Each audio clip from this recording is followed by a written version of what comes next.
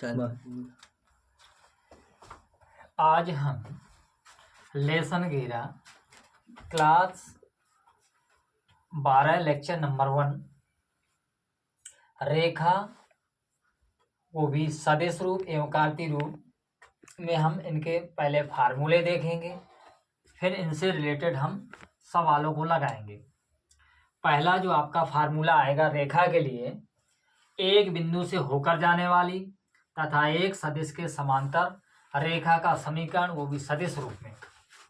जिस बिंदु से रेखा गुजरेगी उस बिंदु को आप क्या कहेंगे, आप वेक्टर ए कह देंगे, तथा जिसके समांतर कहेगा उसको आप वेक्टर बी कहेंगे। तो आपका फार्मूला क्या बन जाएगा, वेक्टर आर बराबर होता है vector A plus lambda vector B, वो भी किस रूप में बनेगा, आपका सदिश रूप में बनना है। इसी को यदि हम कार्तीय रूप में बदलें तो कार्तीय रूप में बदलने के लिए आपको क्या चाहिए, बिंदु। क्या चाहिए, बिंदु। तो यदि दिए गए बिंदु, आपका पहला बिंदु क्या है, x1 कामा y1 कामा क्या है, z1 है, तथा एक दिग अनुपात दिए गए हैं आपके a comma b comma c, तब रेखा का समीकरण क्या बनना है आपका, रेखा का जो समीकरण बनेगा वो बनेगा आपका x माइनस x1 बटा a बराबर y माइनस y1 बटा b बराबर z माइनस z1 बटा c। यदि दिक् अनुपात ना दे करके दिक् कोसाइन दिए हों, क्या दिए हों, दिक् कोसाइन अर्थात l m n दिए हों, तब आपका जो कार्तीय रूप का समीकरण बनेगा रेखा का वो बनेगा x माइनस x1 बटा l बनेगा इक्वल y माइनस y1 बटा m बनेगा z माइनस z1 बटे n। अब यदि दिए गए जो समीकरण है, यदि सदिश रूप में दिया गया है, उसको हमें कन्वर्ट करना है कार्तीय रूप में। किसमें कन्वर्ट करना है, तो आपका जो वेक्टर आर है उस वेक्टर आर को आप मान लें एक्स आई कैप प्लस वाई जे कैप प्लस जेड के कैप, आप रख करके दोनों पक्षों में एक्स आई कैप तथा जे कैप व के कैप के गुणांकों की आप क्या करा देंगे, तुलना करा देंगे। तो आपका जो भी समीकरण बनेगा रेखा का वो किस रूप में बदल जाएगा, आपका कार्तीय रूप में बदल जाएगा। सदिश रूप से आपके किस में बदल जाएगा, वो कार्तीय रूप में आसानी से बदल जाएगा। इसके बाद अगले क्रम में आता है जो फार्मूला, अभी तक हमने पढ़ा केवल एक बिंदु से जाने वाला और एक के समांतर। अब हम पढ़ेंगे दो बिंदुओं से जाने वाला या दो सदिशों से जाने वाला। तो हम सबसे पहले पढ़ेंगे दो सदिशों से होकर जाने वाली रेखा का समीकरण। तो दो सदिश कौन कौन से मानेंगे, एक को मान लिया हमने वेक्टर ए कहा, एक को हमने क्या कहा, वेक्टर बी कहा। तो वेक्टर ए तथा वेक्टर बी से होकर जाने वाली रेखा का जो सदिश समीकरण बनेगा वो बनेगा वेक्टर आर बराबर क्या होता है, vector A plus lambda vector B minus ए।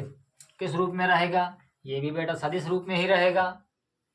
अब इसको हमें यदि कार्तीय रूप में चाहिए, किस रूप में चाहिए, दो बिंदुओं से होकर जाने वाला ही, लेकिन किस रूप में, कार्तीय रूप में। तो दो बिंदु पहले हमें मानने पड़ेंगे। एक बिंदु को आप कह देंगे x1 y1 z1 तथा दूसरा बिंदु आप क्या मानेंगे x2 कामा y2 कामा z2। तो जो रेखा का समीकरण बनेगा वो बनता है x माइनस x1 बटा x2 माइनस x1 बराबर होता है y माइनस y1 बटा y2 माइनस y1 बराबर होता है आपका z माइनस z1 बटा z2 माइनस z1। जहां ये जो लिखे हुए हैं आपके, गौर करें जरा थोड़ा सा, जहां ये लिखे हुए हैं x2 माइनस x1, आखिरकार ये दिक् अनुपात ही है, अर्थात आप इसको a कह सकते हैं, क्या कह सकते हैं, a, इसको आप क्या कह सकते हैं b, इसको आप क्या कह सकते हैं, आप c। अर्थात a बराबर फार्मूला एक नया बन सकता है, x2 माइनस x1 को आप a कह सकते हैं, y2 माइनस y1 को आप b कह सकते हैं, z2 माइनस z1 को आप c कह सकते हैं। ये जो फार्मूला यहाँ से निकला है ये पहले भी आप फार्मूला निकाल चुके हैं, पहले ही लिखा हुआ फार्मूला है। यदि एक की जगह आप इतना लिख दें तो दो बिंदुओं से होकर जाने रेखा का समीकरण आपका आसानी से बन जाएगा। इसके बाद अब हम पढ़ते हैं, हाई स्कूल लेवल तक हमने अच्छे पढ़ी हैं केवल दो, एक्स अक्ष और वाई अक्ष। अब जैसे ही आप 11 में पहुंचेंगे आपको कितनी अच्छे मिलेंगी, तीन, एक्स अक्ष, वाई अक्ष, जेड अक्ष।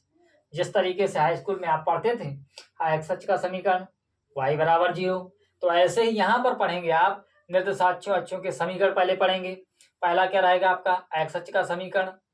एक्स अक्ष का समीकरण क्या रहेगा y बराबर 0। लेकिन यहाँ अक्षें कितनी है 3, एक्स अक्ष y अक्ष जेड अक्ष।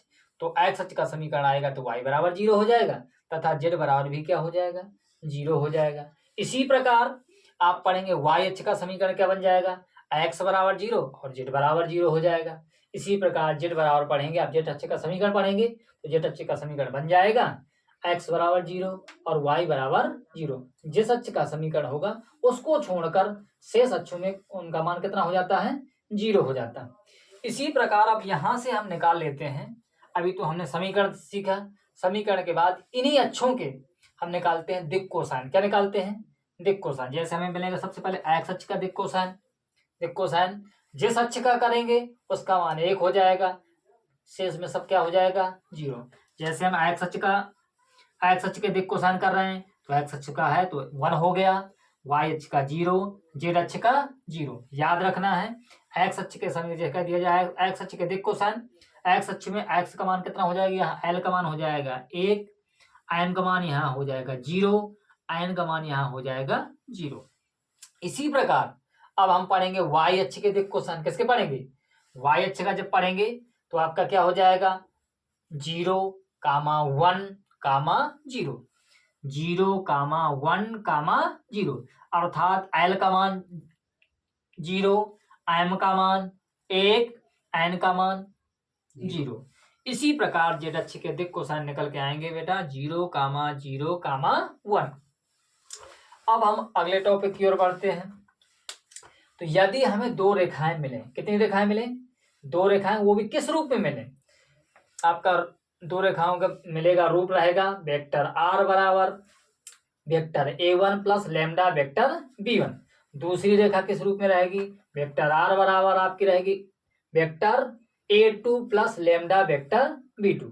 यहाँ पर थोड़ा सा चेंजिंग हो भी सकता है। यदि यहाँ लैम्डा हमने लिख रखा है, लैम्डा के स्थान पर आपका मी हो सकता है, अन्य कोई गुणांक हो सकता है, लेकिन रहेंगी इसी रूप में। यदि इसी रूप में रहेंगी रेखाएं 2 दिए होंगी आपके सदिश रूप में और सदिश रूप में रहेंगी तो आपको उनके बीच का कोण निकालने के लिए कहा जाएगा। तो आपका कॉस थीटा बराबर क्या हो जाएगा कॉस थीटा बराबर फार्मूला बनेगा vector b1 dot vector b2 बटा वेक्टर b1 का मापांक इंटू वेक्टर b2 का मापांक का होल ऑफ मापांक। यहां से इन 2 रेखाओं के बीच का कोण निकलेगा यदि दी गई रेखाएं इस रूप में हैं। इसी प्रकार यदि रेखाएं इस रूप में हैं उनको चेक करना है कि वो लंबवत हैं या समांतर हैं। तो लंबवत होने का प्रतिबंध बेटा होता है vector b1 dot vector b2। अगर निकाल देंगे उनका मान कितना आ गया बेटा 0 के बराबर आ गया। तो दी गई दोनों रेखाएं एक दूसरे के कैसे हो जाएंगी लंबवत हो जाएंगी। यदि समांतर के लिए पूछा जाए, किसके लिए पूछे समांतर के लिए पूछा जाएगा, तो आपका क्या होता है वेक्टर b1 बराबर होता है लैम्डा वेक्टर b1। इसके बाद अगले क्रम में दैट्स ओके।